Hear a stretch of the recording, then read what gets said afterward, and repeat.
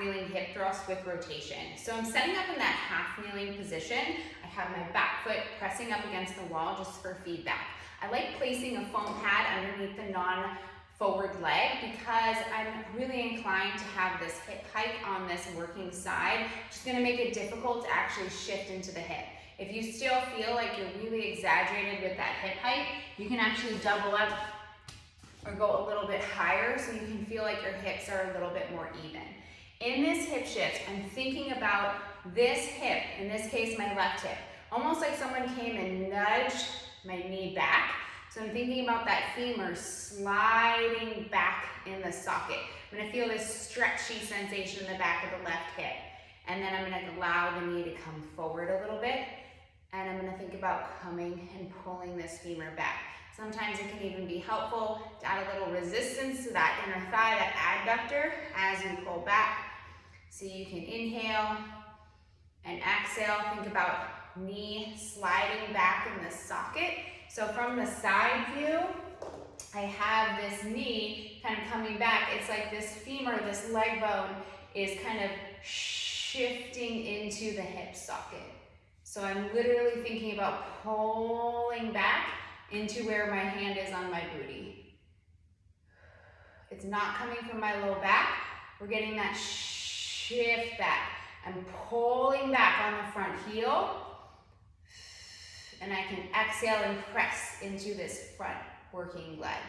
So from the front view, in your half kneeling hip shift, thinking about pulling back on this front heel as I exhale, press into this inside thigh as the hip is shifting back. We don't want to fall into extra rotation, so try and keep that knee pulled towards midline and press.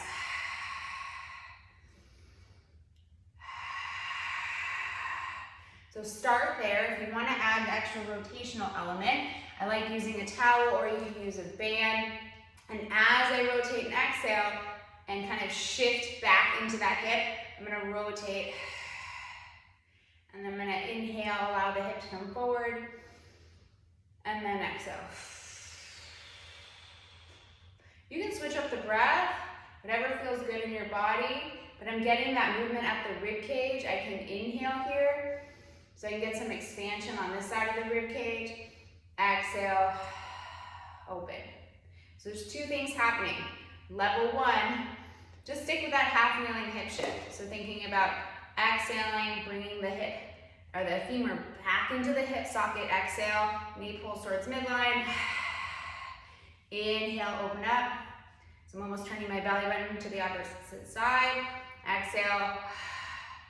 Level two, you can add the rotation, which gets the rib cage involved as well. So as I think about shifting the hip back, I'm rotating over that lead leg, and then I'm gonna open up the hip. So this belt buckle is turning to the opposite side, and then I'm rotating over into that hip shift, and then opening up.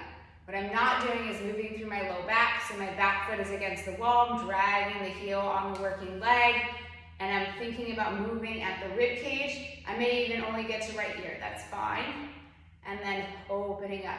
So this side, left booty is probably feeling like it's working pretty hard, as well as just getting some movement at the rib cage.